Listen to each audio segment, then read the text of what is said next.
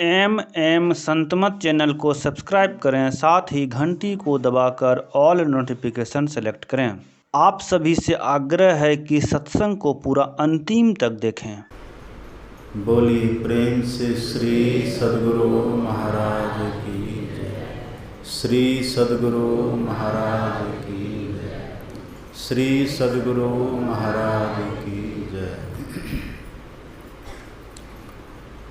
अर्चनीय वंदनीय मुद मंगल में साधु समाज, परम आदरणीय सत्संग प्रेमी महानुभावों, पूजनीय माताओं तथा भक्तिमती बहनों, आज हम लोगों ने श्री रामचरितमानस के लंका कांड का पाठ सुना है और राम रावण के युद्ध का प्रसंग सुना है। लेकिन अभी युद्ध तो नहीं हो रहा है। युद्ध की भूमि में भगवान श्री राम खड़े। युद्ध पहले से चल रहा है और वहाँ भगवान खड़े। ये कैसा है? जैसे कुरुक्षेत्र की भूमि में श्री कृष्ण भगवान खड़े। ये तो सब कोई जानते हैं। कुरुक्षेत्र की रणभूमि में भगवान श्री कृष्ण खड़े हैं और लंका की रणभूमि में भगवान श्री राम खड़े। कुरुक्षेत्र में अर्जुन को मोह हुआ है और लंका में विभीषण जी को मोह हुआ है।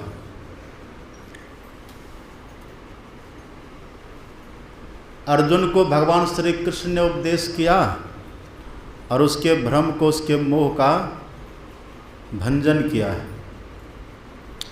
और लंका में भगवान श्री राम ने उपदेश किया और विभीषण जी के मोह का नाश किया है। अर्जुन को जो मोह हुआ था वह अपनों को देख करके तब मोह हुआ है, लेकिन विभीषण जी को जो मोह हुआ है ये भगवान को देख करके मोह हुआ है। भगवान खड़े हैं, लंका में खड़े हैं और रावण के सामने भगवान खड़े हैं। रावण से युद्ध करना है। और आप सब जानते हैं कि राम भगवान लंका में रहते नहीं थे। लंका में रहने वाला रावण है और राम भगवान कहाँ के रहने वाले हैं? अयोध्या के। तो राम रहते थे अयोध्या में, पर खड़े हैं कहाँ? लंका में खड़े। और युद्ध कहाँ करना है? वह भी लंका में करना है। किससे करना है? लंका वाले से करना है। तो खतरनाक है ना। कुरुक्षेत्र तो अलग चीज़ है। कुरुक्षेत्र तो तब भी आसान है। कुरुक्षेत्र न तो कौरव का है न तो पांडव का, दोनों परदेशी है वहाँ। लेकिन ये जो युद्ध चल रहा है यहाँ लंका है रावण का। लंका में रावण रह रहा है और उस रावण से युद्ध करना है भगवान श्री राम को। और भगवान लंका में रहते ने, भगवान तो अयोध्या में रहते हैं। भगवान को लंका जाना पड़ा है। भगवान लंका गए हैं। मतलब ये हो गया कि लंका भगवान के लिए परदेश है, लेकिन रावण के लिए परदेश नहीं है। रावण के लिए लंका घर है पर राम के लिए परदेश है। तो जो घर में रहते हैं वो बली होते हैं ना। घर में रहने वाले कहते हैं, घर में रहने वाला चूहा भी बलवान होता है। और आपने ये सुना ना, पानी में रहकर मगर से बैर। लोग कहते हैं ना, मतलब पानी में रहते हैं मगर से बैर। मगर मतलब घड़ियाल, बोझ, क्योंकि वो पानी का है ना, पानी में रहने वाला है, पानी उसका घर है। तो कोई पानी में जाकर के मगर से बैर करना चाहे तो जीतेंगे? वो कठिन है। तो यहाँ राम भगवान लंका में गए हैं। क्यों गए हैं? क्योंकि लंका में जाकर के भगवान को रावण से युद्ध करना है। युद्ध क्यों करेंगे भगवान? क्योंकि रावण ने सीता का अपहरण करके, सीता का हरण करके वहाँ लंका में रखा हुआ है। इसलिए राम भगवान जाएंगे और रावण का वध करके, रावण को मार करके और सीता को मुक्त करेंगे। तो भगवान जो वहाँ गए हैं, इसी दृश्य को देख करके विभीषण जी को भीतर से दया का भाव आया है। इसको मोह नहीं कहिए, क्योंकि विभीषण जी और अर्जुन में थोड़ा अंतर है। विभीषण जी को संत का स्वरूप कहा गया है। विभीषण जी क्या है? संत हैं। आप याद करिए, जब हनुमान जी गए थे ना लंका, भगवान का जब दूत बन करके लंका गए थे हनुमान जी, तब किससे मिले थे भगवान? हनुमान जी किससे मिले थे तब? हनुमान जी विभीषण जी से मिले थे। और कब मिले थे? ब्रह्म मुहूर्त में मिले थे। ब्रह्म मुहूर्त का समय था, ब्रह्म वेला। उस समय पूरे लंकावासी सब के सब सो रहे थे। ब्रह्म मुहूर्त के समय सब सो रहे थे, एक ही जग रहे थे, वो विभीषण जी है।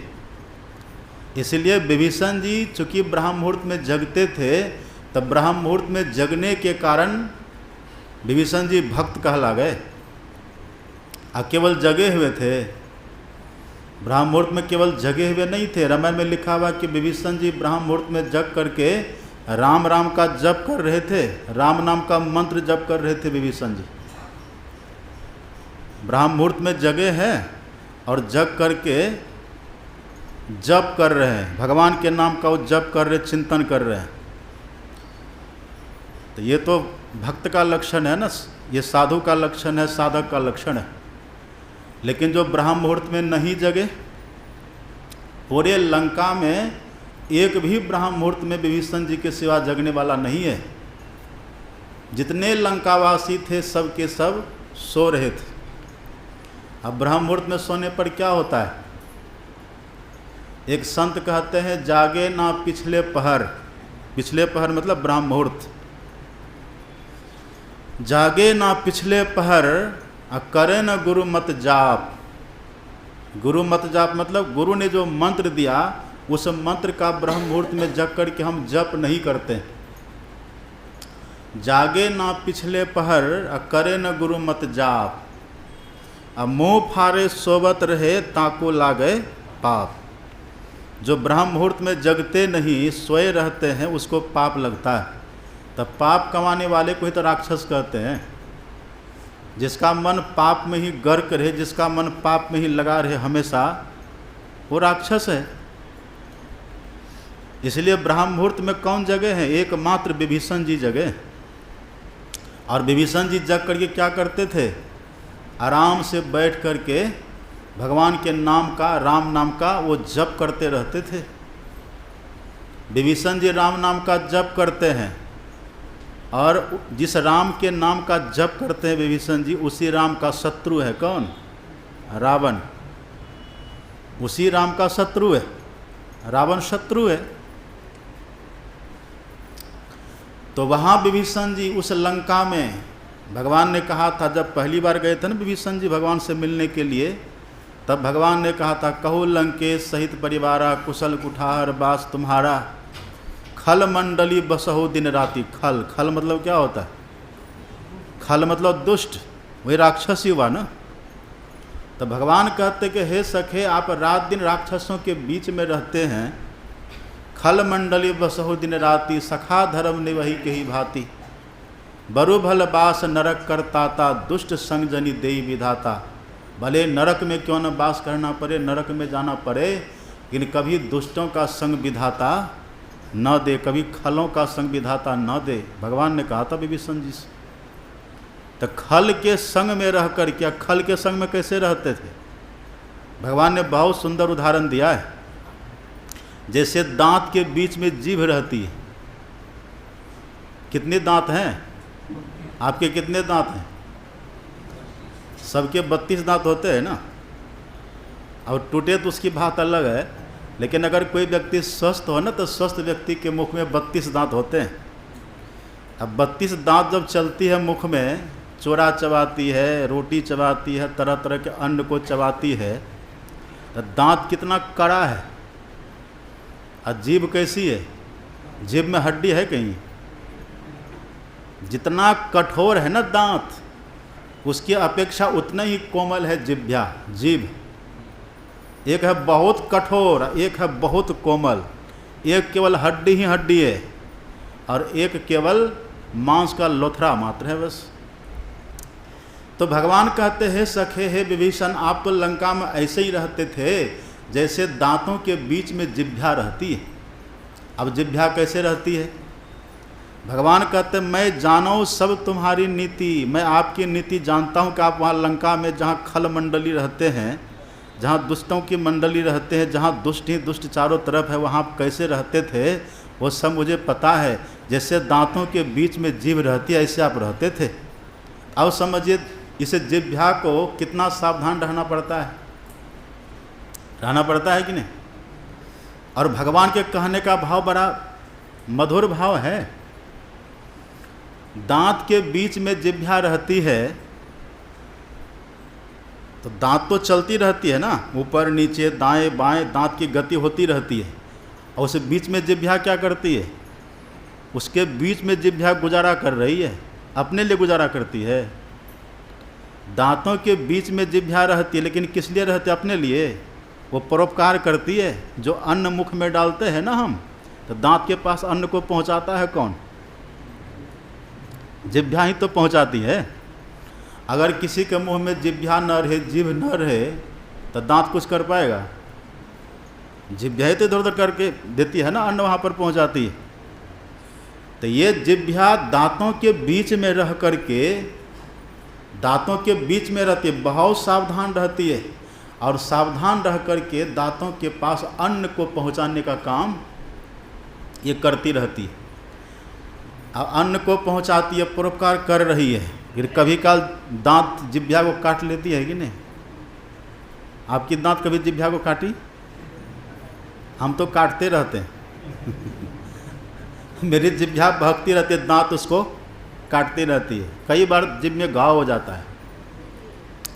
लेकिन एक बात हमने देखा, जब ये दांत जीभ को काटती है ना, तो कभी दांत पर गुस्सा नहीं आता है।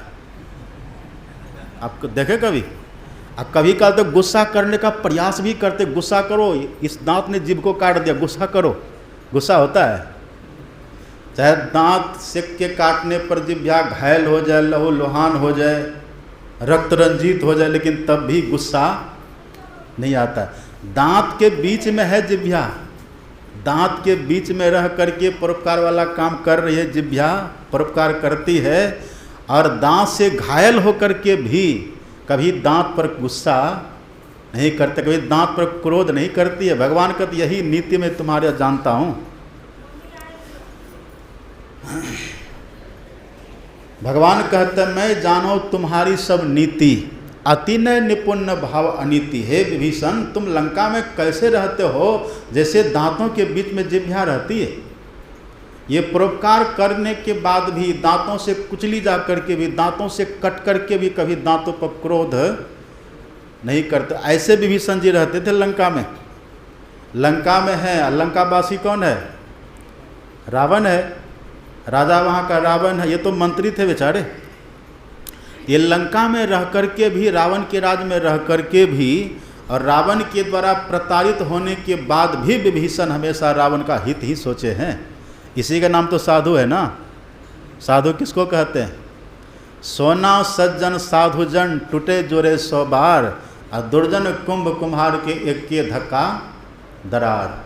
आपने कभी पानी के ऊपर डंडा से प्रहार किया? आप डंडा लीजिए हाथ में, अब पानी के ऊपर मारिए, तो जैसे डंडा का प्रहार पानी के ऊपर होता तो उसमें एक लकीर सी बन जाती है कि नहीं? लकीर सी खींच जाती है, लेकिन लकीर स्थिर होकर के रहती है। जैसे डंडा का प्रहार हुआ तो पानी पर लकीर तो बनी, पर वो स्थायी नहीं रहती है, वो क्षणिक होती। ऐसे ही साधु को कितना भी कष्ट दे दे, कितना भी कोई गाली दे दे, अपमान कर दे, प्रताड़ित कर दे, मारपीट जो करे, लेकिन साधु के भीतर हमेशा क्रोध नहीं रहता, हमेशा क्रोध नहीं रहता। ये विभीषण जी वही हैं। रावण बहुत प्रताड़ित करता है। जैसे पानी के ऊपर लकीर बनता तो है पर स्थिर होकर के नहीं रहती, ऐसे साधु महात्मा को कोई कष्ट दे तो भले उनको तत्काल तो कष्ट होता है पर उसके घर में, मन में घर बन कर के बात नहीं रहती, बस भूल जाते हैं, वो भूल जाते हैं। लेकिन कुंभ जो होता, कुंभ को देखे अब, कुंभ को एक धक्का मार दीजिए, कुंभ को डंडा का प्रहार कर दिए तो कुंभ फूट जाता है कि नहीं? घड़ा था, घड़ा को हमने एक डंडा का प्रहार किया घड़ा के ऊपर तो घड़ा फूट जाता है, फिर से घड़ा बनता है। फूटा तो बस फूट गया। तो जो दुर्जन लोग होते एक बार टूटे तो बस टूट ही जाते, फिर दोबारा जुड़ने का वो संभावना खत्म हो जाती है। लेकिन जो साधु होते, जो महापुरुष होते हैं, यदि आपका झगड़ा किसी साधु से हो जाए ना तो आप निश्चिंत रहिए, उनके मन में आपके लिए कोई दुर्भाव भी होगा ऐसा नहीं होता। यदि कोई साधु से हमारा झगड़ा हो गया तो हमको निश्चिंत हो जाना चाहिए कि साधु हमारे लिए कोई कुभाव, कोई अपशकुन की बात नहीं करेंगे। जैसे पानी पर डंडा के प्रहार से पानी में लकीर तो बनती है पर स्थिर नहीं रहती, लेकिन कुंभ के ऊपर पड़े तब, घड़ा के ऊपर पड़े तो डंडा का प्रहार, घड़ा फूट जाता, चूर चूर हो जाता घड़ा, फिर वो बनता नहीं। ऐसे दुर्जन होते हैं। तो भगवान कहते हैं कि हे विभीषण, आप जो लंका में रहते हैं ना, लंका में रह करके रावण का आप हित चाहते हैं। और करते थे क्या? बड़ी चतुराई से, बड़ी कुशलता से विभीषण जी रहते थे वहाँ। और ऐसे नहीं रहते थे, वो भगवान के नाम का जप भी करते थे और अपने आंगन में तुलसी का बिरवा भी लगा करके रखे थे। और रावण अपने घर में हर जगह राम राम राम राम लिख करके रखे थे। इष्ट है न इनके राम, तो भगवान का नाम भी लिख करके रखे हैं, भगवान के नाम का जप भी करते हैं ये विभीषण जी महाराज। तो किसी ने रावण से जाकर के शिकायत कर दी कि महाराज आपके जो भाई विभीषण है ना, ये तो आपके शत्रु का नाम लेता रहता है। आपके जो शत्रु है ना राम, उसका नाम ये जपता रहता है, उसका नाम हर जगह लिख करके रखा है ही।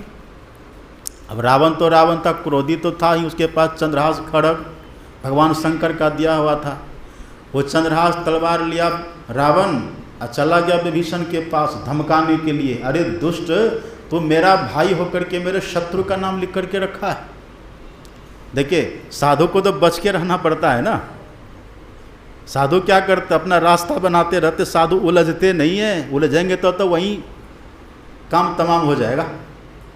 साधु संसार में आकर के बहुत कुछ करना चाहते, उनको बहुत कुछ देना होता है, बहुत कुछ लेना होता, बहुत कुछ देना होता है, बहुत से सत्कर्म करने होते हैं। तो साधु क्या करते हैं, साधु किन्हीं से उलझते नहीं हैं, वो अपना काम बना के आगे निकल जाते हैं, आगे बढ़ते रहते हैं। रावण ने तलवार ली, चंद्रहास खड्ग लिया और चला गया विभीषण के पास, अरे दुष्ट, तूने मेरे शत्रु का नाम लिख करके रखा है, मेरा भाई है तू और शत्रु वाला काम कर रहा है। विभीषण ने बड़ी विनम्रता से हाथ जोड़ा कहा कि भैया हम आपका शत्रु भला कैसे बन सकते हैं, हम तो आपके भाई हैं। रावण ने कहा अगर तू मेरा भाई होता तो भाई वाला काम करता ना। मेरा शत्रु राम है, जिनकी पत्नी का मैंने हरण किया, उसका तुम नाम जपते रहता है और उसका नाम तुम जहाँ तहाँ दीवालों में, घरों में लिख करके रखा है, ऐसा क्यों किया? अब विभीषण जी क्या करेंगे? विभीषण जी ने कहा कि भैया आप चिंता मत करिए, हो सकता है आपके शत्रु का भी नाम हो, है भी राम, लेकिन भैया ये तो आपका भी नाम है, ये तो आपका भी नाम है। कहा कि मेरा नाम तो रावण है, राम कब से हो गया? मेरा नाम तो रावण है ना, वो तो मेरे शत्रु का नाम है, मेरा नाम कैसे हो गया? तब विभीषण जी कहते कि भैया ये आप ही का केवल नाम नहीं है। बोले तब? बोले आपके नाम के साथ साथ भाभी जी का भी नाम है। अब भाभी मतलब मंदोदरी। बोले मंदोदरी का भी नाम है इसके साथ, भाभी का भी नाम है। कहा वो कैसे? कहा कि भैया हमने संक्षेप में लिखा है, देखिए दुष्टों से बचना है ना, वही भगवान कहते मैं जानो सब तुम्हारी नीति, मैं तुम्हारी नीति को जानता हूँ। विभीषण जी कहते कि भैया ये मैंने आपका और भाभी का दोनों का नाम को संक्षेप में लेकर के तब लिखा हूँ। अब रावण है विद्वान, कितना बड़ा विद्वान था जानते हैं ना, 5 वेद 4 वेद के पंडित हैं ये। उस समय के रावण अपने समय के सबसे बड़े विद्वान थे। और आप ये भी जानते होंगे ना, जब राम भगवान जा रहे थे लंका और जब समुद्र में पुल बना था तो उद्घाटन कौन करवाए थे? वही पुरोहित, ये रावण बनकर के ही गए थे। तब इतने बड़े विद्वान थे कि भगवान ने अपना पूजन करवाने के लिए, उद्घाटन करवाने के लिए रावण का चुनाव किया है। उसको ठग लिए। कौन? विभीषण, जो छोटा भाई है लेकिन भक्त है भगवान का। तो बड़ा चतुर कौन हो गया? अब मैंने प्रातः काल कहा था ना, चतुर शिरोमणि, चतुर शिरोमणि तेई जग माही जे मणि लागी सू जतन कराई। ये दुनिया के लोग भले धूर्त हो जाए, चतुर हो जाए, लेकिन जो भगवान के भक्त होते हैं, भजन करने वाले लोग होते हैं, वो चतुर शिरोमणि होते हैं। इतने बड़े ज्ञाता, इतने बड़े विद्वान। और विभीषण जी ने ऐसा मोहनी मंत्र मारा, विभीषण जी ने ऐसा घुमा करके बोले कि भैया ये तो आप ही का नाम है और भाभी जी का नाम संक्षेप में मैंने लिखा है। कहा वो कैसे, जरा हमको भी बताओ। कहा अभी बताता हूँ। विभीषण जी ने कहा कि भैया आपका नाम है ना रावण? बोले हाँ। कहा रावण से रा ले लिया। और भाभी का नाम है मंदोदरी, मंदोदरी से म ले लिया। और रा और म दोनों को मिला दे, आप ही कहिए क्या हुआ? तो रावण ने कहा राम। का वही तो लिखा हमने। और इतने चतुर थे विभीषण जी, वो कला कौशल से राम का नाम रावण से भी बलवा देते थे, बकवा देते थे। इसीलिए ये विभीषण जी अर्जुन जैसा नहीं है। ये विभीषण जी खुद से जगते हैं, ब्रह्म मुहूर्त में जग करके। हाँ, अर्जुन भी महान है। अर्जुन कम थे क्या? अर्जुन जिसके रथ का सारथी बनना खुद भगवान स्वीकार किए हों, वो साधारण हो सकते हैं क्या? साधारण नहीं है। लेकिन विभीषण तो बहुत आगे हैं, ये तो साधु हैं। विभीषण बहुत आगे हैं। ये विभीषण जी को, भगवान को देख करके, अब साधु है तो दया का भाव तो रहेगा। जैसे राम को देखा तो दया का भाव आ गया। विभीषण जी ने देखा एक तरफ तो रावण खड़ा है लड़ने के लिए, रावण के पास रथ है, उसके पास तरह तरह के अस्त्र शस्त्र हैं, सब सेना से सुसज्जित है रावण, उसके पास सब कुछ है। और एक तरफ ये बेचारे, इनके पास तो कुछ है ही नहीं। देख रहे हैं, ये परोपकार का भाव है। रावण रथी अब बिरथ रघुवीरा, रावण रथ पर सवार है और राम बिरथ, बिना रथ के हैं। विभीषण जी कहते हैं रावण रथी बिरथ रघुवीरा। देख रहे हैं ना दृश्य? तुलसीदास जी लिखते हैं रावण रथी बिरथ रघुवीरा, और देखी विभीषण भयउ अधीरा। अधीर हो गए। क्यों अधीर हुए? युद्ध विभीषण जी करेंगे क्या? युद्ध तो राम करेंगे, पर राम के युद्ध को देख करके, राम के होने वाले कष्टों को देख करके दुखी कौन हो गए? विभीषण जी महाराज। ये किसका लक्षण हुआ? हाँ, यदि हम दूसरों के दुख को देख करके दुखी होते हैं तो समझिए हमारे भीतर साधुता है। और यदि दूसरों के दुख को देख करके सुखी होते हैं तब भले हो रहा है, अच्छा हुआ और हो जाए। तब ऐसा भाव लाते मन में कि भले हुआ, भले उसका सत्यानाश हो जाए, भले वो मर हट जाए, भले उसका धन चौपट हो जाए, भले उसका भूकंप में मकान ढह ढह बना जाए, तब क्या होगा? तब समझिए दुर्जन है। और यदि दूसरे के दुख को देखे, अब भीतर में दया का भाव आ गया। पर दुख दुखी, तुलसीदास जी लिखते हैं पर दुख दुखी और सुख सुख देखे पर। जो दूसरों के दुख को देख करके दुखी हो जाते, द्रवित हो जाते हैं, अपने दुख से द्रवित नहीं होते। आप साधु को कितना भी दुख दे दीजिए, वो दुखी नहीं होते। साधु मतलब संत, साधु नहीं। हम लोग तो दुखी हो जाएंगे तुरंत। हम लोग को दुख देने का प्रयास मत करिएगा। हम लोग दुखी हो जाएंगे। जो संत होते हैं, संत कैसे होते हैं? संत हृदय नवनीत समाना, कहाँ कविन पे कहीं न जाना। नवनीत किसको कहते हैं? नवनीत कहते हैं मक्खन को। मक्खन है ना, कितना कोमल, मक्खन के बीच में कुछ होता है क्या, हड्डी गुड्डी? मक्खन है एकदम कोमल। अब मक्खन को जरा सा उंगली से छू दीजिए, अब क्या होगा? पिघल जाता है। जरा सा उंगली से मक्खन को क्या छू दिए, तत्क्षण पिघल जाता है। तो मक्खन कोमल है तब न पिघल जाता है। वही तुलसीदास जी लिखते हैं, संत हृदय कैसा होता है, संतों का हृदय नवनीत समाना। तभी तो विभीषण जी को दुख हुआ मन में, युद्ध करने जा रहे राम, और दुखी कौन हो रहे हैं? विभीषण जी। ये साधु का लक्षण है, ये संत का लक्षण है। और थोड़ा सा अंतर बतलाते हैं, संत हृदय नवनीत समाना, कहाँ कविन पे कहा ही न जाना, निज परिताप द्रवई नवनीता, पर दुख द्रवही संत सुपुनीता। अपने आप मक्खन को छू दीजिए, मक्खन पिघल जाएगा, लेकिन संत को छुइएगा तो कुछ होगा? कुछ नहीं होता। कैसे नहीं होता? तुलसीदास जी बहुत सुंदर उदाहरण देते हैं, बूंद आघात सहई गिरी कैसे। गिरी मतलब पहाड़, गिरी कहते पहाड़ को। बूंद आघात गिरी सहई गिरी कैसे, खल के वचन संत सह जैसे। अब पहाड़ के ऊपर कितना भी वर्षा का बूंद गिरे तो कोई फर्क पड़ता है? पहाड़ को कुछ फर्क पड़ता है? अब पहाड़ कठोर होता है कि कोमल होता है? देखिए दोनों तरह की बात है। एक तरफ उदाहरण देते हैं मक्खन से, दूसरी तरफ क्या कहते हैं? पहाड़। मतलब साधु के लिए कहते हैं। साधु कैसे होते हैं? वज्रादपि कठोरानी मृदुनी कुसुमादपि। कुसुम कहते फूल को, अब वज्र, समझ रहे हैं ना बात? तो तुलसीदास जी कहते हैं साधु या तो वज्र के समान कठोर होते हैं। कब? जब उसके अपने ऊपर कोई बात आती है। ये राम भगवान का वचन है। राम भगवान कहते हैं कि हे लखन देखो, अभी वर्षा का समय चल रहा है, ये वर्षा हो रही है, और वर्षा की बूंदें जो पहाड़ों के ऊपर गिर रही है, तब पहाड़ इसको कैसे सहन कर रहा है? तो भगवान कहते हैं जैसे खल के वचन को संत सह लेते हैं, उनको दुख नहीं होता, वो सह लेते हैं।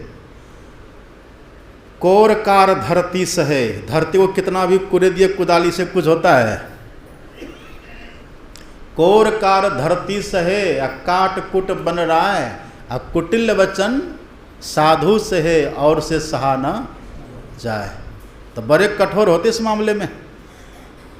अब कोमल क्यों होते? कोमल कैसे होते हैं? तो कवि कहते हैं ये मक्खन तो अपने में गर्मी लगने से तब पिघलता है, और संत कब पिघलते हैं? पर दुख द्रवही। पर दुख, पर मतलब दूसरे। जब किसी दूसरे के दुख को देखते हैं तब वो पिघल जाते हैं, अपने दुख से नहीं पिघलते। इसलिए ऐसा हमारे भीतर नियम कुछ होना चाहिए कि अपने जीवन में कितना भी दुख हो उसको सहना चाहिए, तितिक्षु बन करके रहना चाहिए, सहन करना चाहिए, सहना चाहिए, उसका उपचार करना चाहिए, कुछ उसका प्रतिकार का कुछ यत्न करना चाहिए। लेकिन जब दूसरे के दुख को देखिए तब भीतर से द्रवित होइए कि हे प्रभु इसका दुख किसी तरह से दूर हो जाए। यदि खुश होते हैं मन में तब क्या हुए? अच्छा, यहाँ कितने ऐसे व्यक्ति जो दूसरे के दुख को देख करके दुखी होते हैं? हाथ उठाइए तो। अच्छा दूसरे के दुख को देख करके दुखी, ये बड़ा सुकून है। अगर ऐसा भाव आ जाए ना मन में तो समझो साधुता के तरफ कदम बढ़ रहा है। ये बहुत बड़ा सद्गुण है। ये एक व्यक्ति था ना, वो भगवान शंकर का भजन किया, मैंने तपस्या किया, तो तपस्या के फलस्वरूप उनको भगवान शंकर का दर्शन हुआ। तो भगवान शंकर बोले कि बोलो क्या चाहिए तुमको? तो कहा क्या मांगे? हड़बड़ा गया ना, अचानक भगवान प्रकट तो हड़बड़ा गया वो। कहा कि ठहरिए प्रभु जरा सोचते हैं। तो सोचने लगा, तो बहुत बार सोचा अब क्या, आप एक इधर से सोचते जा रहे हैं, पीछे से भूलते जा रहे हैं। बहुत बार सोचने लगा ना, एक कॉपी कलम लिया वो, तब कॉपी कलम में लिख रहा है, लेकर के लिख रहा है आटा चाहिए, चावल चाहिए, हल्दी चाहिए, धनिया चाहिए, जीरा चाहिए, वो लिख रहा है, लिस्ट बना रहा है, नमक चाहिए, वो लिस्ट बना रहा है। अब भगवान चुपचाप खड़े हैं, अरे जल्दी बोलो क्या चाहिए? कहा ठहरिए भगवान लिस्ट अभी पूरा नहीं हुआ। तब भगवान का रे लगता बड़ा लोभी आदमी है ये, भगवान कहते सुनो एक काम करो। बोले क्या? 1 घंटा मैं तुमको देता हूँ, 1 घंटा ले जाओ अपने यहाँ, तुम्हारी जो इच्छा होगी ना, इच्छा करना, घंटा को बजा देना, तुमको सब कुछ हो जाएगा। हाँ ये तो बहुत अच्छा है, दे दीजिए घंटा। वो घंटा ले लिया और जैसे चलने लगा तो भगवान कहते ठहरो। बोले अब क्या है? कहा ठहरो तो। भगवान ने कहा 1 घंटा बजाओगे, तुम जो चाहोगे सो तुमको हो जाएगा, लेकिन याद रखना तुम्हारे पड़ोसी को तुमसे दुगुना होगा। जो तुम्हारा पड़ोसी होगा ना, वो उसको तुमसे दुगुना हो जाएगा। अब ये व्यक्ति कहता राम राम, ये कैसे होगा? तप किया हमने, कष्ट सहा हमने, इतने दिनों तक घर से अपनों से दूर रहा मैं, और दुगुना पड़ोसी को। वो गया घंटा को घर में जाकर अलमारी में रख करके ताला बंद करके चला गया पंजाब, मतलब विदेश चला गया। उधर बेचारे वो गया घर में, यहाँ पत्नी परेशान। अब पता था कि पतिदेव को जो घंटा मिला ना, भगवान शंकर का वरदान बहुत उसमें चमत्कार है। पति उधर, इधर पत्नी परेशान, तो पत्नी ने क्या किया, उसको नहीं रहा गया तो किसी लोहार को बुला करके कहा कि देखिए इसके भीतर में घंटा जरा निकाल दीजिए। घंटा को निकलवा लिया, घंटा लेकर आंगन में खड़ी हो गई। कहते हे भगवान शंकर ऐसी कृपा करिए मेरा खूब बढ़िया घर बन जाए। पहले घर तो टूटा फूटा था ना, घर बन जाए ऐसी कृपा करिए। तो घंटा तो भगवान का दिया वरदान था, व्यर्थ तो नहीं जाएगा ना। जैसे घंटा पर लगाया चोट, अब मन में कल्पना किया खूब सुंदर सा एक दिव्य महल भगवान शंकर की कृपा से बन करके तैयार। यह दंत कथा है। महल बन करके तैयार। अब पूरे गांव में जितने पड़ोसी थे सबके घर में 2-2 मकान, सबके यहाँ 2-2 बिल्डिंग बन करके खड़ा तैयार। अब सब आश्चर्यचकित है। फिर कहता हे भगवान रहने का तो हो गया, वैसी कृपा करिए एक पीने का पानी मधुर जल वाला कुआं भी हो जाए। फिर महाराज चोट तक खूब बढ़िया कुआं भी हो गया।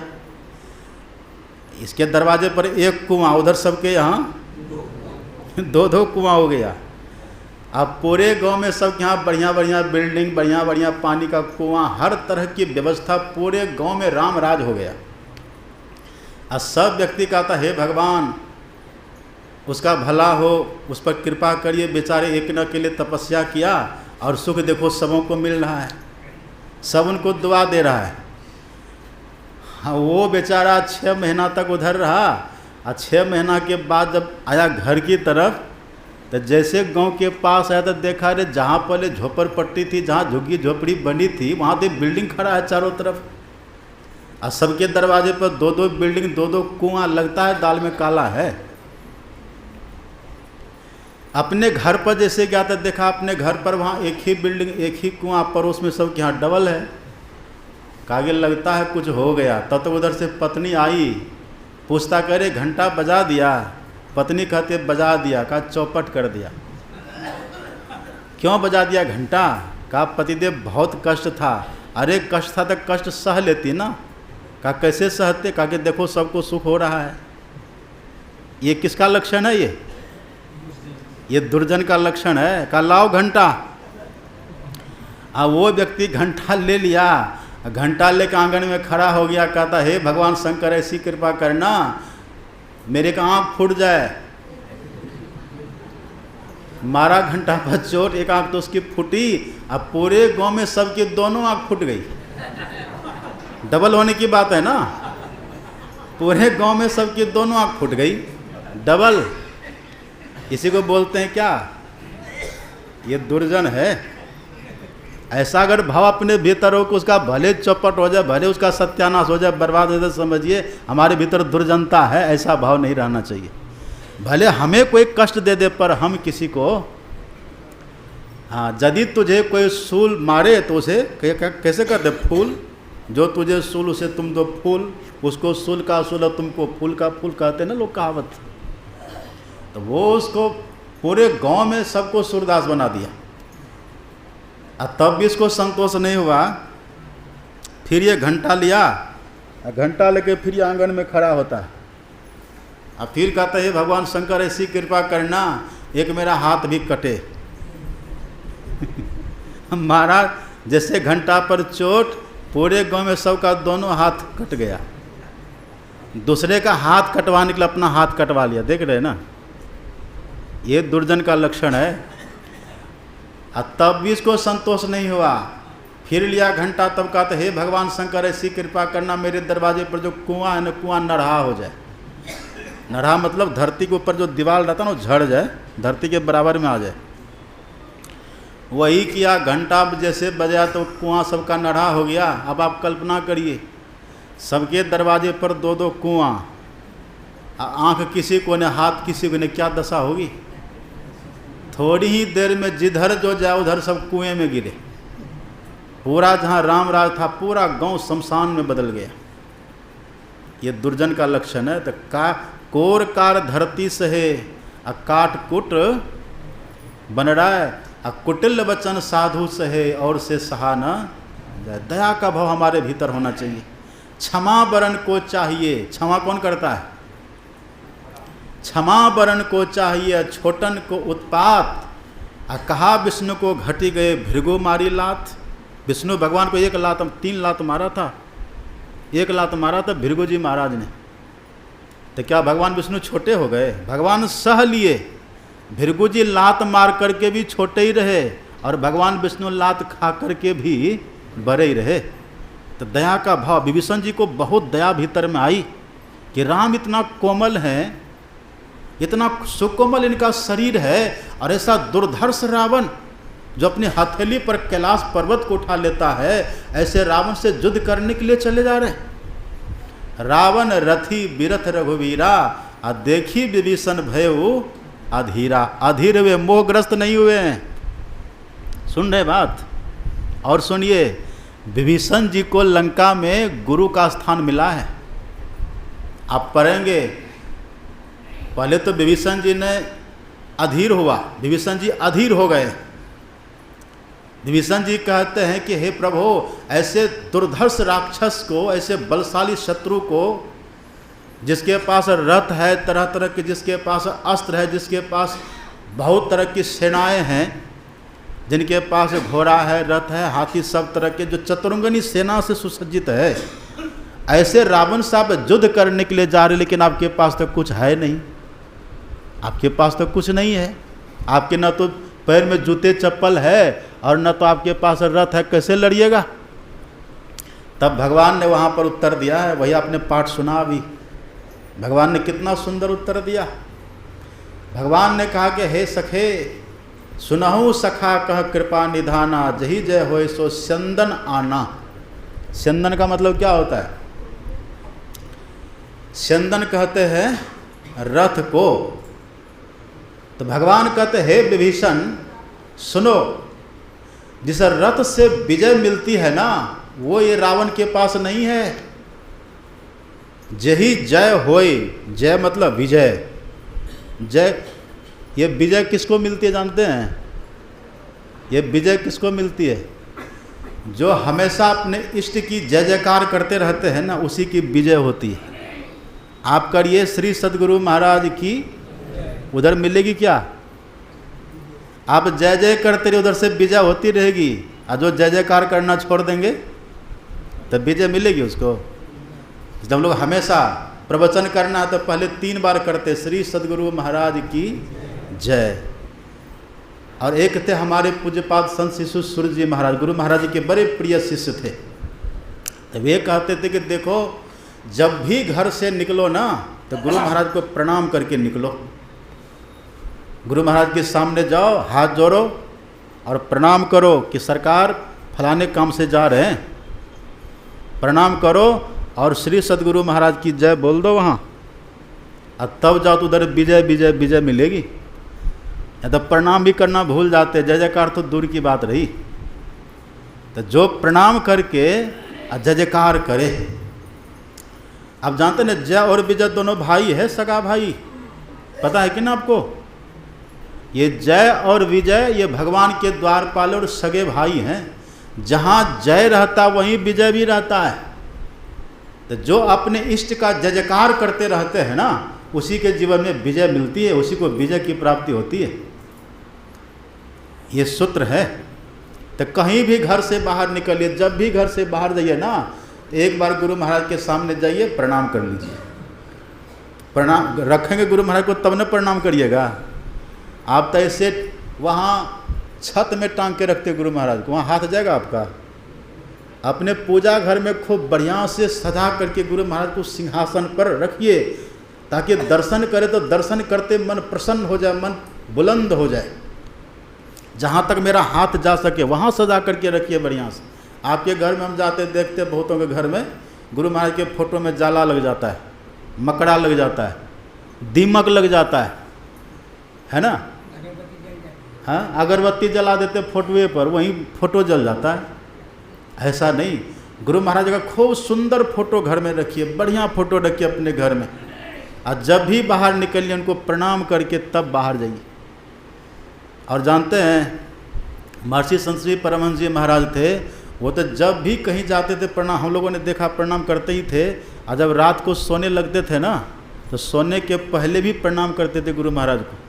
और उनकी जो तकिया होती थी ना, जो सोते थे, तकिया पर उंगली घुमा करके गुरु मंत्र लिखते थे। पहले सोने के पहले प्रणाम करते थे, फिर थोड़ी देर ध्यान रूल था, और फिर अपने उंगली घुमा करके जो गुरु मंत्र ने तकिया पर लिख करके तब वो सोते थे।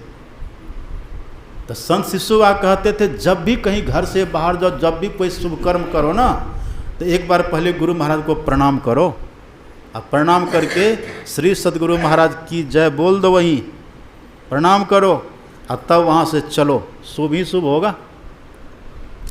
और यदि बहुत अपशकुन होने वाला होगा तब कबीर दर्शन साधु के बड़े भाग दर्शाए, और जो हो वह सूली सजा कांटे ही टड़ी जाए। ये जय जयकार का फल मिलेगा, गुरु महाराज के दर्शन का फल मिलेगा। और फिर जब घर आइए ना, तो आकर के भी पहले गुरु महाराज के पास जाइए। जैसे सबसे मिलिए मत, जैसे घर से आते बाहर से घर आते हैं ना, तो फिर गुरु महाराज के पास जाकर के पहले उनको प्रणाम कर ले कि सरकार हम आ गए, हाजिरी दीजिए वहाँ। अब ये नहीं कि घर से दरवाजे पर जा रहे तो प्रणाम करेंगे, ऐसा नहीं। मतलब घर से बाहर दूर किसी काम में जा रहे हैं, या गांव में किसी दूसरे के घर जा रहे तो प्रणाम करके जाइए। ये जय और विजय भाई है, जहाँ जय रहती है वहीं विजय, जहाँ जय है ना, सगे है दोनों। तो ये विभीषण जी कहते, हे प्रभु आपकी जय कैसे होगी? नाथ न रथ न तन पद त्राना, अकेही विधि जीतब वीर बलवाना। ऐसे बलवान शत्रु को आप कैसे जीतेंगे? सुन रहे बात? विभीषण जी कौन बोल रहे हैं? विभीषण जी को रामायण में गुरु का दर्जा प्राप्त है, इनको गुरु के रूप में माना गया विभीषण जी को। मानो ये कथा, ये प्रसंग ये बतला रहा है कि राम भगवान जब युद्ध करने के लिए जा रहे हैं ना, एक साधु से मिल रहे हैं, एक संत से मिल करके तब जा रहे हैं युद्ध करने के लिए। हालांकि भगवान यहाँ उपदेश किया कि देखो विभीषण जी, देखिए जिससे जय, जिससे विजय की प्राप्ति होती है ना, वो दूसरा रथ है। वो कौन सा रथ है? भगवान कहते ये रथ वो नहीं है, तब कौन सा रथ है? भगवान कहते हैं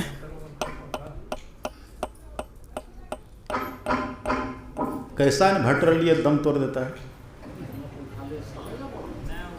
तब बढ़ा लेते ना,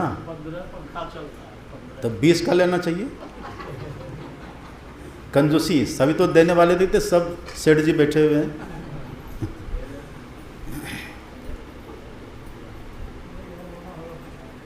क्या कह रहे थे?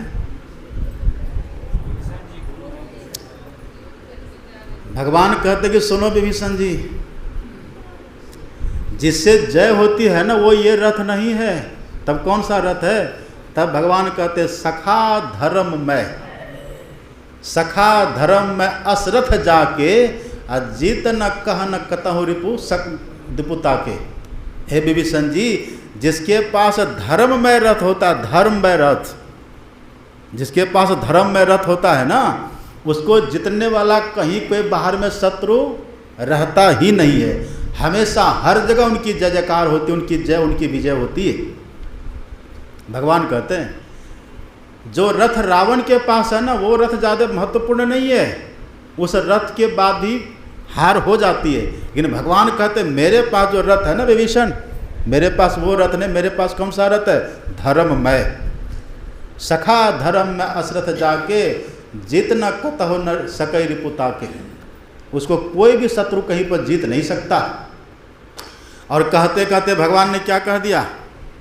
कहते कहते भगवान कह देते कि हे सखे, रावण की तो बात छोड़िए, भगवान कहते महाअजय संसार रिपु। महाअजय, अजय का मतलब क्या होता है? अजय मतलब जिस पर जय प्राप्त न हो सके, अजय। अजय, जिस पर जय प्राप्त न कर सके उसको बोलते अजय। उसमें विभीषण, उसमें भगवान लगा देते विशेषण। क्या लगा देते? महा। महा मतलब क्या? बहुत, मतलब बहुत। महा मतलब बहुत। अथवा यूँ कह दीजिए, भगवान ये कहना चाहते हैं जिनको जितना असंभव होता है इस दुनिया में, जिन पर जीत प्राप्त करना असंभव है, भगवान कहते यदि किसी के पास से धर्म में रथ है ना हे विभीषण, तो वो उस पर भी विजय प्राप्त कर सकता है। ये कौन सा रथ है? ये धर्म में रथ है। धर्म में रथ आपने कभी देखा? कभी देखे? वो आंख से दिखता नहीं है, वो कान से सुना जाता है। और दूसरी बात, उस रथ पर कोई बैठता नहीं है। इस बाहर के रथ में तो बैठते हैं ना हम, इस रथ पर बैठते हैं, उस रथ को अपने भीतर बैठाना पड़ता है। भगवान कहते हैं जिस रथ के मिलने से विजय की प्राप्ति होती है ना, वो जो धर्म में रथ है, भगवान कहते उस पर बैठना नहीं, उसको अपने भीतर बैठाना होता है, वो रथ है।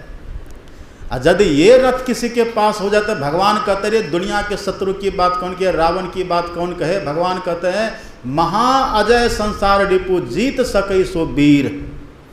जाके असरत होय दृढ़, सुनहु सखा मति धीर। हे धीर मति सखे विभीषण सुनो, ऐसा रथ जिसके पास हो ना, वो ये संसार को भी जीत सकता है।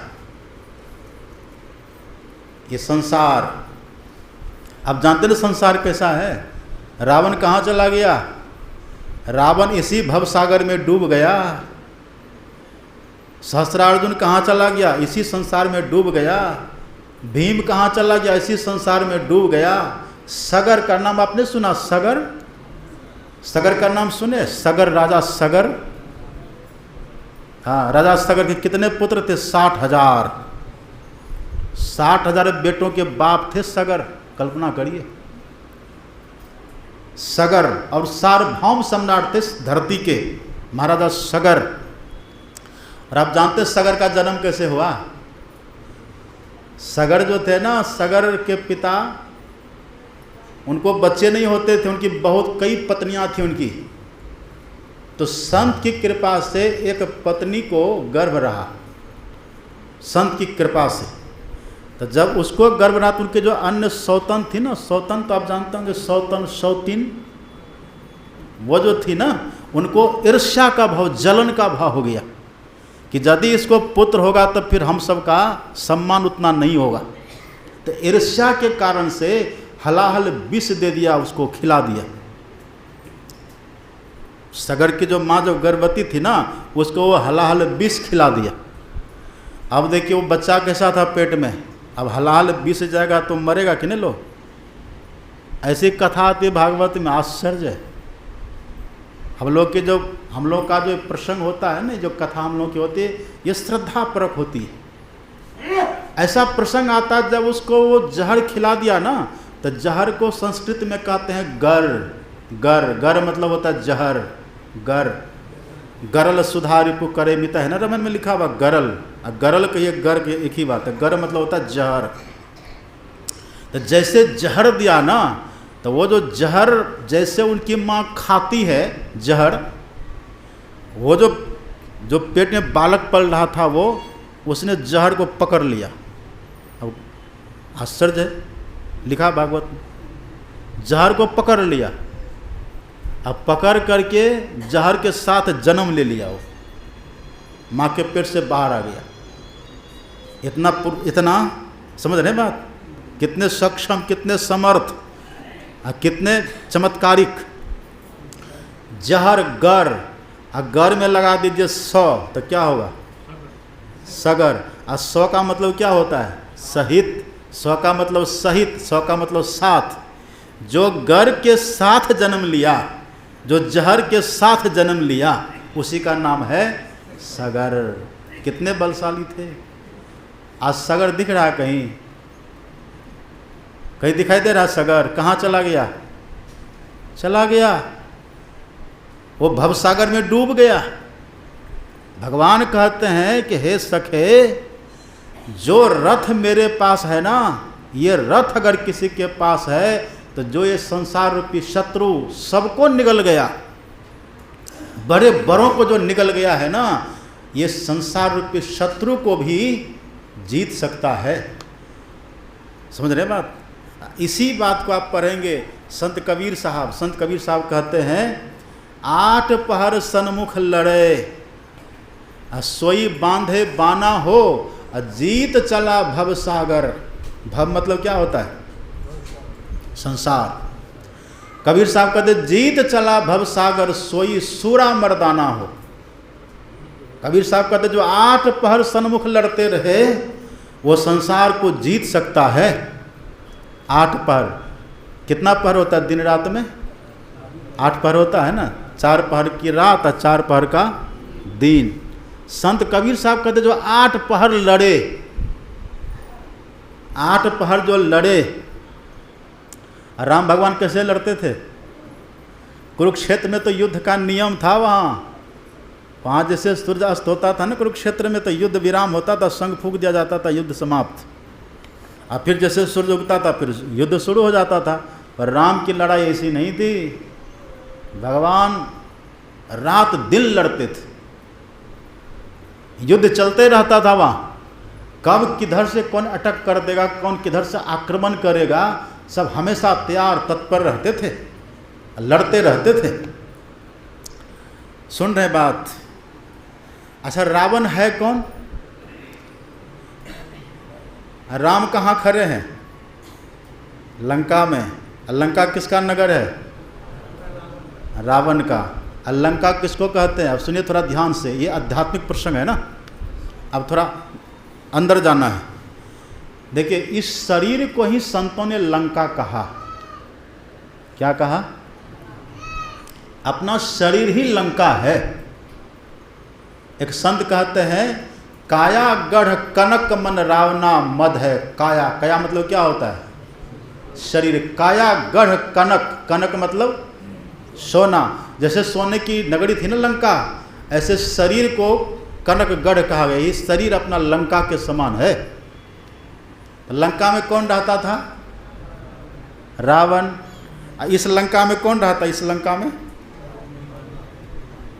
यहाँ कौन रहता है? इस लंका में भी रावण रहता है। उस रावण का नाम क्या है? उस रावण का नाम है मन। क्या नाम है? मन नाम है। वहाँ राम लड़ रहे हैं किन से? रावण से लड़ रहे हैं। यहाँ हमको किन से लड़ना है? मन से लड़ना है। ये लड़ाई चल रही है कि नहीं? कब से चल रही लड़ाई? इस मन से जो लड़ रहे हैं, इस मन रूपी रावण से जो लड़ रहे वही है राम। और जो नहीं लड़ रहे हैं वो बेकाम। जो लड़ रहे हैं वो राम है। ये लड़ाई कब से चल रही है? यहाँ पर 17 तारीख से लड़ाई चल रही है। ये राम रावण की लड़ाई है। यहाँ आकर के जो ध्यान पर बैठ रहे हैं, जो यहाँ करके ध्यान करते हैं, यहाँ बैठ के 5 घंटा यहाँ ध्यान चलता है ना हम लोगों का, और नीचे में अखंड जप चल रहा है। तो यदि आपको राम बनना है तो यहाँ के बैठिए ध्यान पर। रावण बनना तो घर में रहिए। रावण बनना तो घर में रहिए, राम बनना है तो कम से कम 2 समय तो ध्यान पर आइए। एक बार सुबह में 6 से 7, कितना अच्छा समय आपके लिए रखा गया है। सुबह में 6 से 7 यहाँ आकर के बैठिए ध्यान पर। मन से लड़ाई करना है ना। आओ बीरो मर्द बनो, अब जेल तुम्हें तजना होगा। अब मन निग्रह के समर क्षेत्र में सन्मुख थिर डटना होगा। ये मन से युद्ध करना है। तो मन रावण के समान है। मन रूपी रावण से जो लड़े वही कौन होता है? राम। तो 6 से 7 सुबह वाला में और 2 से 3 अपराह्न वाला। ये 2 समय तो बहुत अनुकूल है आपके लिए। ये 2 समय आकर के कम से कम दिन में 2 बार सबके साथ यहाँ बैठिए ध्यान करने के लिए, बड़ा आनंद आएगा। आप देखेंगे कबीर साहब कहते हैं कि 8 पहर सन्मुख लड़े, मतलब दिन रात जो लड़ते हैं। चलिए आप दिन रात अगर नहीं लड़ सकते हैं, कम से कम 2 घंटा तो लड़िए। इतना तो लड़ सकते हैं कि नहीं? कि बाबू बन के घर में बैठे रहते हैं, वहाँ क्या मिलता है घर में? ज़्यादा नकली बड़े बनकर के मत बैठिए, असली बड़ा बनिए। और असली बड़ा वो बनते हैं जो भगवान का भजन करते, ध्यान करते। ध्यान तो आप अकेले में भी कर लेते हैं, लेकिन समूह में बैठ करके ध्यान करने का प्रभाव, फल उसका अलग होता है। समूह में बैठ करके ध्यान करिए। तो कम से कम 6 से 7 बैठिए और अपराह्न में 2 से 3 बैठिएगा। राम बनना है। अब सब इधर दाई बाई देख रहे, कहीं बाबा हाथ तो नहीं उठा देंगे। आ करके बैठिए। कम से कम 6 से 7 सुबह में सब आइए बैठने के लिए ध्यान पर। और 2 से 3 बैठिए। 6 से 7 ध्यान कर लीजिए और फिर सत्संग करके भंडारा आराम से खाइए, तब घर जाइए, है ना। आप फिर 2 से 3 आकर के यहाँ ध्यान करिए, आप फिर 3 से सत्संग सुनिए, फिर घर जाइए। कितना अच्छा नियम है ये, इतना तो कर सकते हैं। हमारे गुरु महाराज कहते थे, सुनिए ध्यान से, हमारे गुरु महाराज जी कहते थे कि बाबा साहब कहते थे, बाबा साहब मतलब गुरु महाराज के गुरु बाबा साहब, वे कहते थे कि लाला, जो कम से कम 2 घंटा भी समय न निकाल सके भजन करने के लिए, ध्यान करने के लिए, उसको दीक्षा देना ही मत। वो दीक्षा लेने के हकदार नहीं है। इसलिए कम से कम 2 घंटा 2 बार 6 से 7 सब बैठिए। 6 से 7 बजे तो सबको बैठ जाना चाहिए नीचे में। नीचे केवल स्टाफ रहेगा का बस, अब बाकी सब 6 से 7 के ध्यान में, सुबह वाला ध्यान में एकजुट आकर के यहाँ सब हॉल में बैठिए। और जैसे तैसे मत बैठिएगा, एकदम पंक्तिबद्ध होकर के, पंक्तिबद्ध, आगे ऐसे आगे पीछे करके, इधर पुरुष इधर माताएं। आनंद आ जाएगा। आप देखेंगे यदि किसी को आलस भी आएगा ना, तो बगल वाले जो जप करते रहेंगे ना, उसके जप के प्रभाव से, उसके जप के प्रताप से आपका भी जप बनने लग जाएगा। ये प्रभाव पड़ता है, समझ रहे हैं ना बात? ये असर पड़ता है। या समूह में आकर के आप बैठिए, 1 घंटा बैठिए, सुबह में 1 घंटा बैठिए, अपराह्न में। और चलिए यदि आप दोनों समय नहीं बैठ सकते हैं तो कम से कम 1 बार तो बैठिए कभी आकर के यहाँ, इतना तो बैठिए। और अखंड जब यहाँ तो बैठना, चलिए यहाँ तो एक साथ सबको बैठना होता है। यहाँ आंख बंद करके बैठते हैं, हम लोग आँख बंद करते हैं और तब सीधा होकर के बैठना पड़ता है, तब जप करते, ध्यान करते हैं। आप ये करिए। और जो यहाँ बैठने में जो नहीं बैठ पाते हैं, तो नीचे जगह अखंड जप करिए, वहाँ कितना बढ़िया है। अपना अपना नाम लिखाइए वहाँ। राम बनना है तो ये सब करिए, और रावण बनना है तो जाइए घर घूमिए। क्या बनना आपको? रावण के राम? राम बनना है? उठाइए हाथ, उठा के रखिए सब। विनोद बाबू, सबको 6 से 7, 2 से 3 सबको आगे बैठना ध्यान पर। समय निकालिए थोड़ा, अब तो कम ही दिन बचा है। आज जिसको बहुत काम हो, बहुत इमरजेंसी हो, तो बात अलग है, वो चाहिए। कबीर साहब कहते हैं जो हमेशा लड़े, किनके साथ लड़े? किनसे लड़िएगा? रावण के साथ। रावण कौन है? मन। आओ बीरो मत दबनो, अब जेल तुम्हें तजना होगा। अब मन निग्रह के समर क्षेत्र में सन्मुख थिर डटना होगा। देखिए रावण उड़ता रहता था। रावण कैसे उड़ता था पता आपको? रावण के पास एक विमान था। कौन सा विमान था?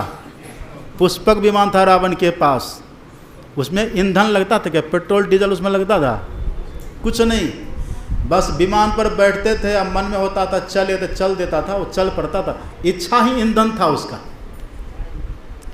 समझिए। और कई कोस का होता था, वो नगर बस जाता था उस पर, विशाल विमान, पुष्पक विमान, वो उस पर बैठ करके तब रावण उड़ता था।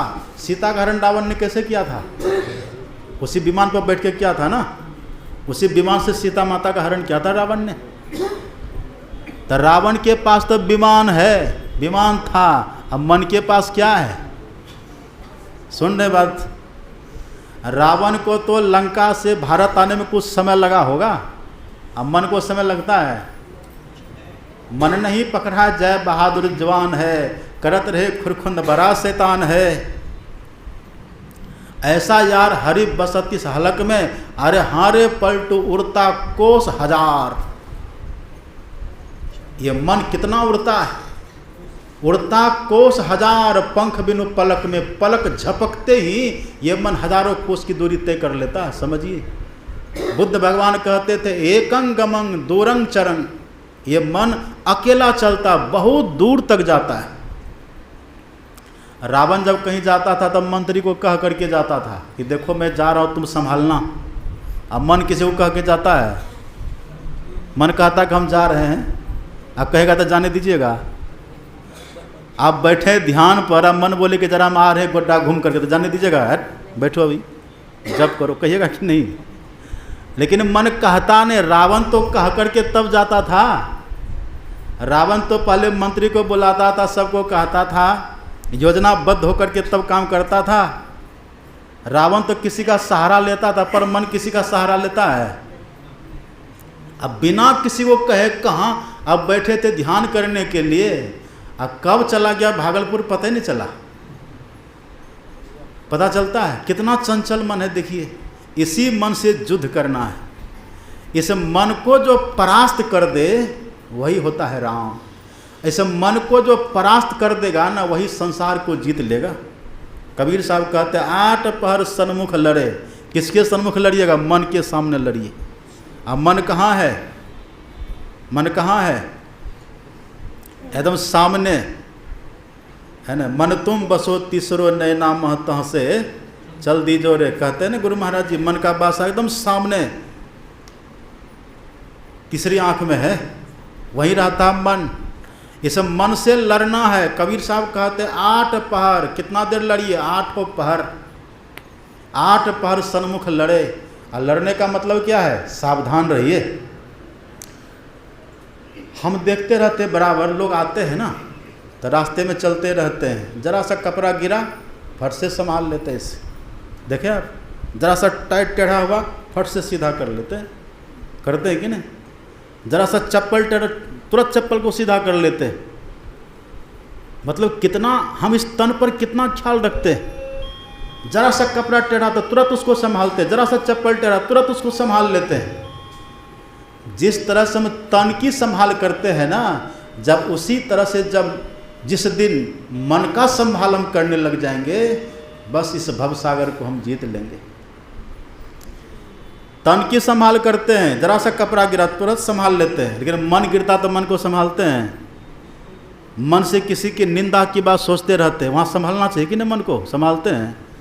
मन से किसी की निंदा की बात सोचते हैं, मन से किसी की चुगली करते, मने में बोलते रहते लोग। एक व्यक्ति था, रास्ते चलता रहता था, पटपटाते रहता था, बोलते रहता था। कुछ बोल रहे क्या? ना, कुछ नहीं बोल रहा, बोलता रहता था, है ना। मन में जो चलता लोग बोलते रहता है। तो जैसे हम तन की संभाल हमेशा करते रहते हैं ना, ऐसे जो मन की संभाल हमेशा करता रहता है। अब बैठ करके ध्यान भी करते हैं। कबीर साहब कहते हैं 8 पहर सन्मुख लड़े, बैठ करके ध्यान भी करें। बैठ करके जो हमेशा ध्यान करते हैं, तो हमेशा तो कोई जोगी महापुरुष करते हैं। हमको क्या करना चाहिए? हमको समय से बैठ करके ध्यान करना चाहिए, और दुनिया में कार्य व्यवहार के समय मन का ख्याल रखना चाहिए, मन का संभाल करते रहना चाहिए। ऐसा यदि कोई करेगा तब क्या होगा? ये धीरे धीरे मन बस में आता है। मन को, रावण को कितना सर था? रावण को कितना सर था? 10। तो सोता था कैसे? रावण सोता था कैसे? हकीकत, ये तो कथा है ना। हकीकत ये है कि अपना मन ही रावण, अब 10 सिर होगा तो कैसे सोएगा बताइए, आदमी सो पाएगा तब? है अब 10 जिसको सर है तो हाथ कितना होगा? अब पैरों भी तो 20 होगा ना, कह दीजिए 20, तो हाथ भी 20 और पैर भी 20 और माथा 10, तो कैसे सोएगा? ये कथा है, प्रतीक है, ये प्रतीकात्मक है। वास्तव में अपना मन ही है रावण, और 10 जो इंद्रियां हैं ना, अपनी 10 इंद्रियों को ही रावण का 10 सिर कहा गया है। कौन सब है इंद्रियां?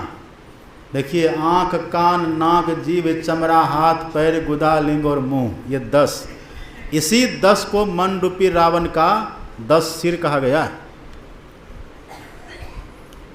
तो जैसे राम भगवान लड़ते हैं रावण से, ऐसे हमको लड़ना किससे? मन के साथ। तो भगवान कहते कि हे सखे, जिसके पास सखा धर्म में असरथ जाके, हे मित्र, जिसके पास ऐसा धर्म रूपी रथ होगा, उस रथ का पहिया क्या है? आपने सुना पाठ में, उस रथ में पहिया है कौन सब? सौरज धीरज तही रक्षा का। सौरज मतलब सूरता, सूरता मतलब वीरता, जिनके भीतर सूरता है, वीरता है। सूर किसको बोलते हैं? चाहे कितना भी कठिन काम क्यों न उसको करेंगे, इसको क्या बोलते हैं? सूरता। वो सूर है। जो सूर होता कभी पीछा भागता नहीं है। कबीर साहब कहते, सूर संग्राम को देखी भागे नहीं, देखी भागे सोई सूर नाही। जो युद्ध को देख करके भाग जाए वो सूर नहीं कहलाता। सूर समर करनी करही काहि न जना वही आप, अविद्यमान रिपु पाइरन कायर करही प्रलाप। जो सच्चे सूर होते, वीर होते हैं, वो कभी प्रतिद्वंदी को देख करके घबराता नहीं है। तो भगवान कहते हैं जो ध्यान से कभी घबरावे नहीं। कहने का भाव, कहने का भाव क्या है? जो मन से लड़ने में, जो ध्यान पर बैठने में कभी घबरावे नहीं। जितना देर तक बैठना पड़ेगा बैठेंगे, इसको कहते हैं सूरता, है ना। चाहे जितना भी कष्ट हो, चाहे घुटना दिखे, कमर दर्द करे, पीठ के रीढ़ में दर्द हो, लेकिन 1 घंटा पुराए बिना हम छोड़ेंगे नहीं। ये संकल्प करके जो बैठे उसको बोलते हैं सूर। अब क्या बोलते हैं? सूर। और धीर किसको बोलते हैं? धीर मतलब धैर्य, धैर्य धारण करना, धैर्य धारण करना चाहिए। अब जैसे बैठते ध्यान करने के लिए, ध्यान किसका होता है? बैठे ध्यान करने के लिए ध्यान हो रहा है घंटी का। घंटी कब बजे तो वो ध्यान हुआ। जो ध्यान के समय घंटी को भूल जाए, और जब घंटी बजे तो हो गया अरे घंटी पहले बज गई, और थोड़ी देर बैठना था ध्यान पर, इसको कहते धैर्य। जितनी देर तक बैठना पड़े बैठे रहेंगे, और बैठने में जितना कष्ट को सहना पड़े कष्ट को सहते रहेंगे, उसको कहते सूरता। और बैठे रहेंगे उसको कहते धीरता। कष्ट सहना सूरता, और कष्ट सह करके बैठे रहना धीरता। भगवान कहते यही दोनों है रथ का पहिया, ये पहिया रहना चाहिए। फिर भगवान ने घोड़े का भी वर्णन किया, फिर भगवान ने ध्वज का भी वर्णन किया। सबका वर्णन करते करते अंतिम में भगवान, ये प्रसंग तो आपने कई बार सुना है ना, अब सुनिए थोड़ा ध्यान से। यहाँ राम कौन है? जीवात्मा है राम। और रावण कौन है? मन। आप पढ़ेंगे ना रामायण, तो भगवान के पास रथ नहीं है। विभीषण जी कहते नाथ न रथ, रथ नहीं है। तो जब राम के पास रथ नहीं था ना, तो इंद्र देवता ने देखा कि राम भगवान रावण से युद्ध करने के लिए जा रहे हैं, पर इनके पास रथ नहीं है। तो इंद्र भगवान ने अपना रथ भेजा है। किनके पास? राम भगवान के पास। और अपना सारथी भी इंद्र ने दिया है। इंद्र के सारथी का नाम क्या है? मालती,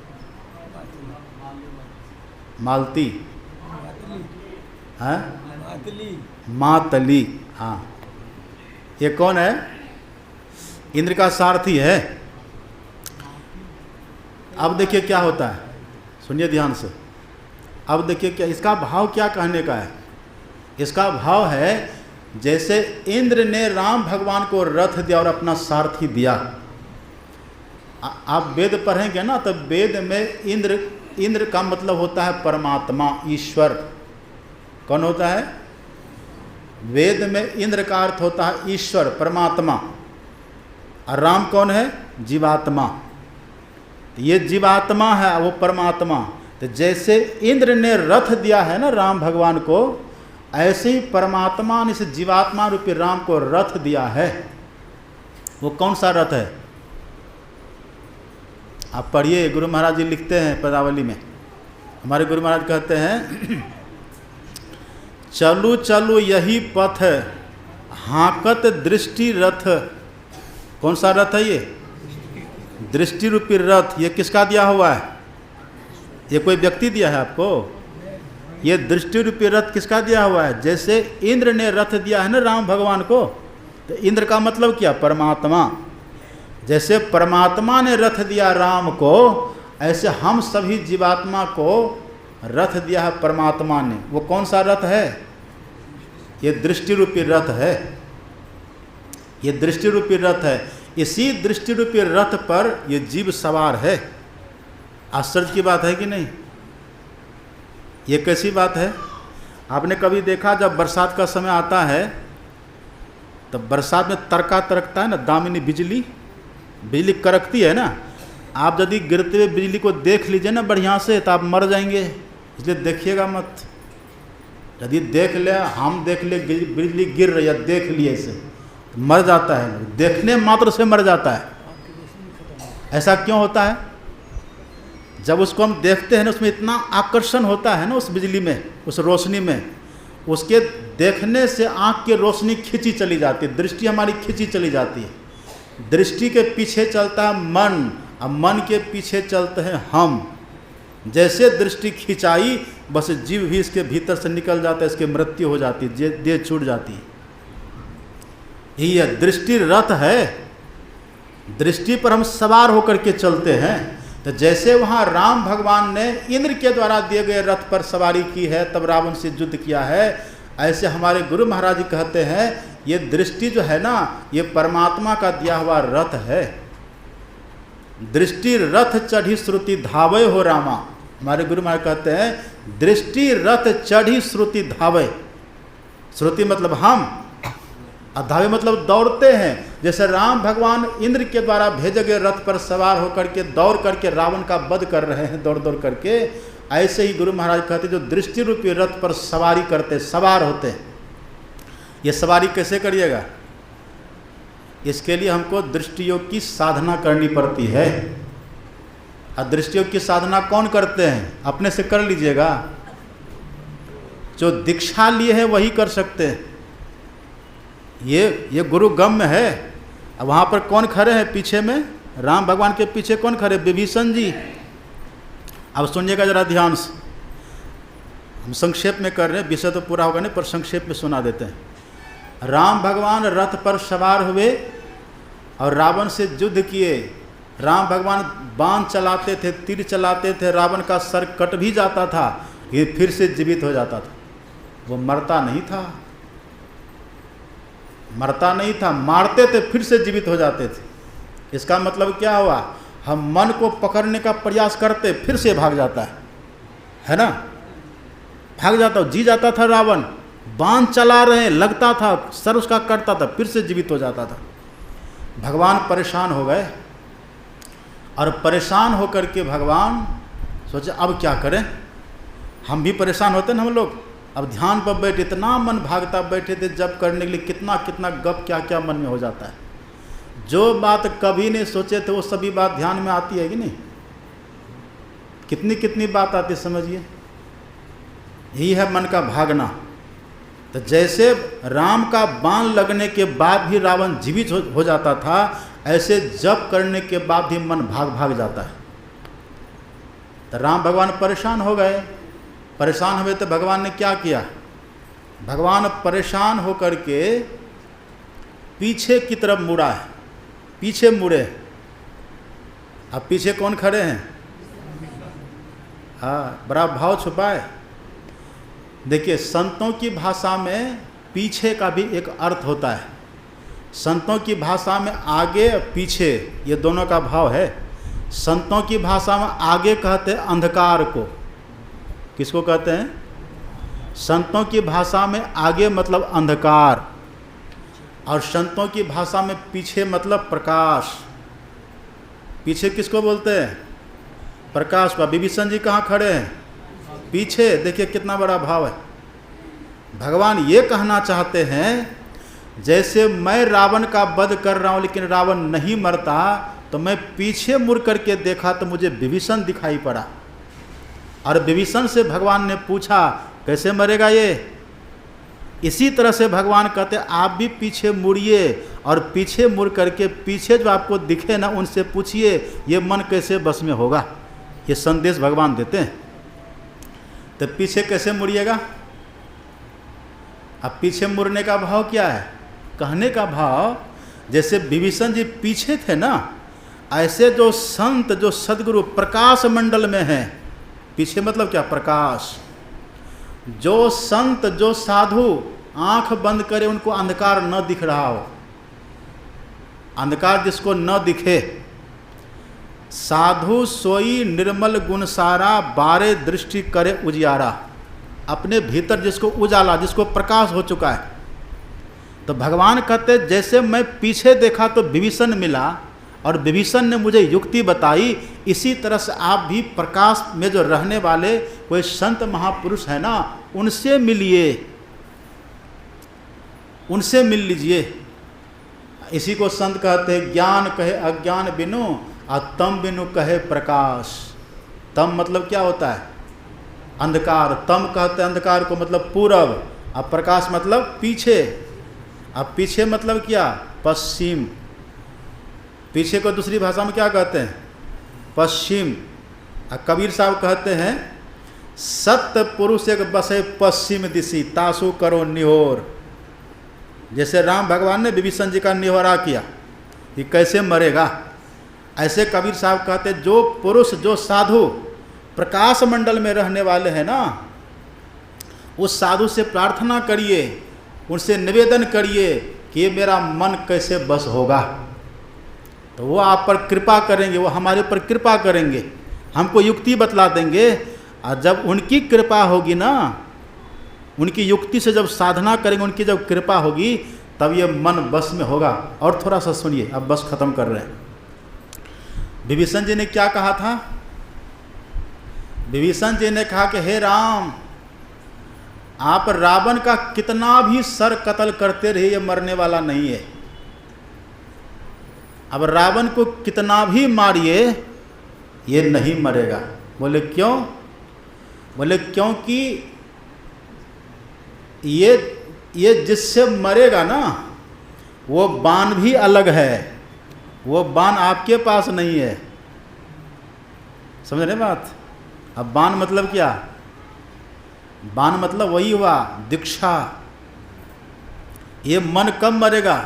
अपने साथ मन को कितना भी मारने का प्रयास करिए, गुरु बिनु माला फेरता, गुरु बिनु करता दान, और गुरु बिनु सब निष्फल गया, बुझो वेद पुराण। गुरु बिनु जप तप दान व्यर्थ व्रत, तीर्थ फल नहीं दाता, और लक्ष्मीपति ने सिद्ध, गुरु बिनु वृथा जीव जग जाता।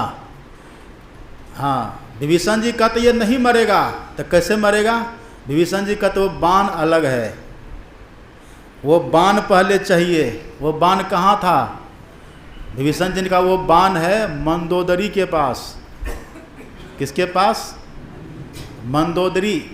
विभीषण जी कहते मंदोदरी से बाण लेना बड़ा कठिन है, क्योंकि वो पतिव्रता नारी है, सती साध्वी है।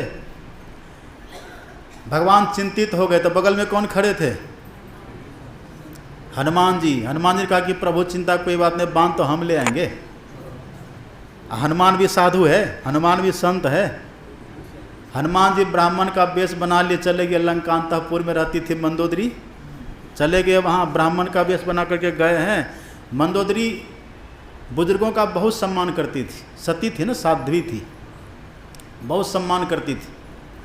तो जैसे हनुमान जी ब्राह्मण का वेश बना करके वहाँ गए, तो मंदोदरी ने बहुत सम्मान किया, अच्छा आसन पर बिठाया, बैठे हनुमान जी। मंदोदरी कहते कहिए ब्राह्मण देवता कहाँ से आए? ये ब्राह्मण देवता हैं। कैसे पधारे, क्यों पधारे, क्या सेवा करूं, बताइए।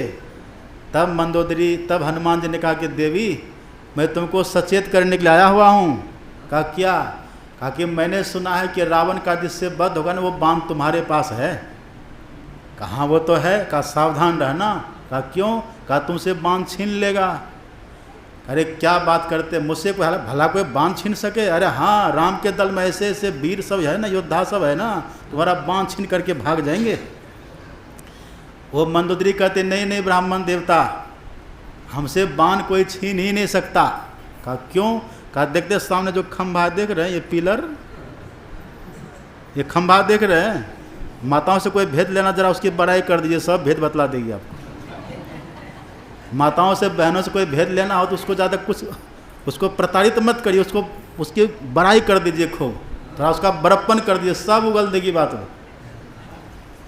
वही ऐसा बड़प्पन किया हनुमान जी ने। कहा कि देखते जो सामने पिलर है ना खड़ा, ये स्तंभ है ना सामने में, इसी स्तंभ के बीचों बीच मैंने उस बाण को छुपा करके रखा, कोई ले पाएगा? बताइए, कोई देख पाएगा यहाँ?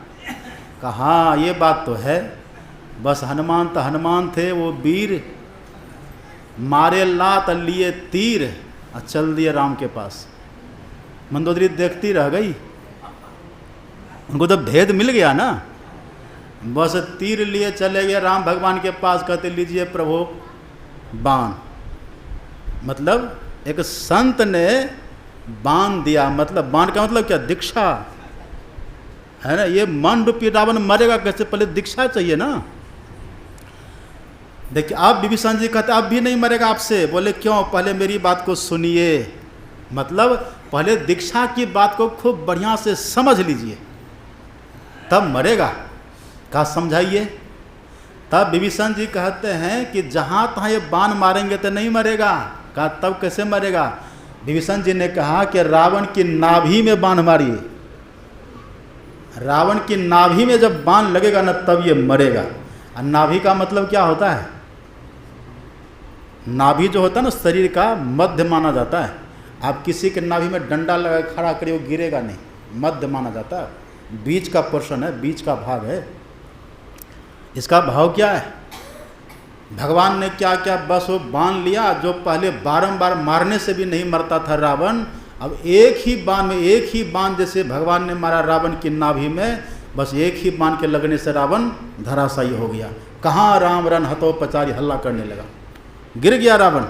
एक ही बाण लगा ना, कहाँ लगा था बाण? नाभि में लगा। नाभि का मतलब क्या होता है? नाभि का मतलब मध्य वाला स्थान। अब मध्य का मतलब क्या हुआ? सुषमना। मध्य का मतलब सुषमना। और सुषमना का भेद अपने से पता चलेगा। बिन दया संतन की में ही जानना इस राह को, हुआ नहीं होता ने वो होनहारा।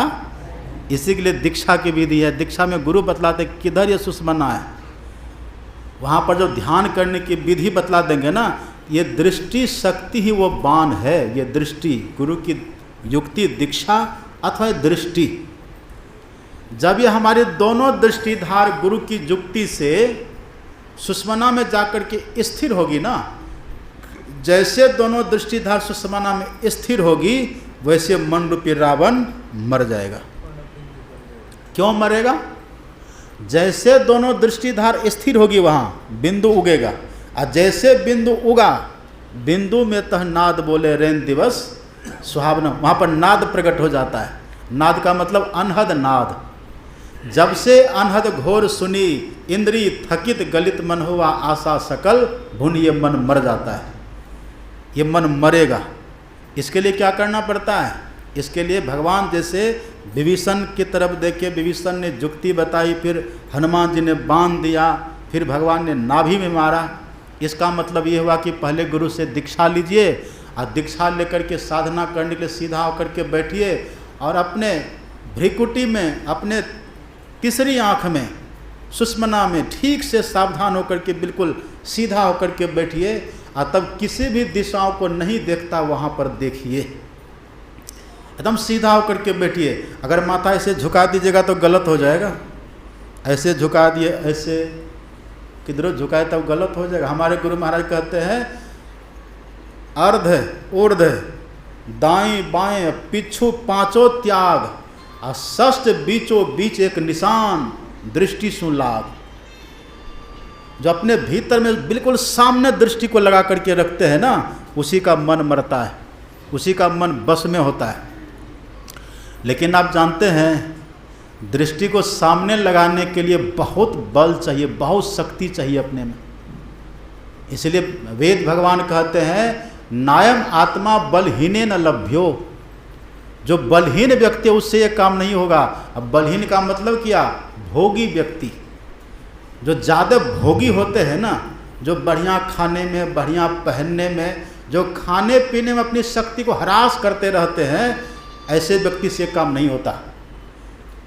ये काम उससे होता है जो अपनी शक्ति का सदुपयोग करते हैं। खाने में संयम, देखने में संयम, बोलने में संयम, चलने में संयम, संयम में जिनका जीवन हो जाता है। और इसके पहले जो खूब बढ़िया से मंत्र को जपते हैं, गुरु महाराज का ध्यान करते हैं, ये दो काम जो खूब बढ़िया से करते हैं, तब उनका दृष्टियोग का साधन पूरा होता है। जैसे दोनों दृष्टिधार वहाँ स्थिर होगी, बस मन दृष्टि स्थिर होगी, बिंदु उगेगा, बिंदु उदय होने से नाद प्रकट होगा। बस जैसे नाद प्रकट होगा, नाद के श्रवण करते ही मन मर जाएगा, मन खत्म हो जाएगा। ये मन रूपी रावण खत्म। उस रावण के मरने से तो लंका पर विजय मिली, लेकिन इस मन रूपी रावण को जो परास्त कर दे, उसको संसार पर विजय मिल जाती है। वो संसार में सम्राट बन करके रहता है, वो संसार पर विजय प्राप्त कर लेता है। तो यही लंका किसको कहते हैं? शरीर को। राम किसको कहते हैं? आत्मा को, जीव को। रावण किसको कहते हैं? मन को। अब विभीषण किसको कहते हैं? सद्गुरु को। बाण किसको कहते हैं? दीक्षा को या दृष्टि को। नाभि किसको कहते हैं? दशम द्वार को। जब दशम द्वार में किसी का ध्यान लगे तो मन रूपी रावण मरेगा। ये सारांश हुआ आज के इस प्रवचन का।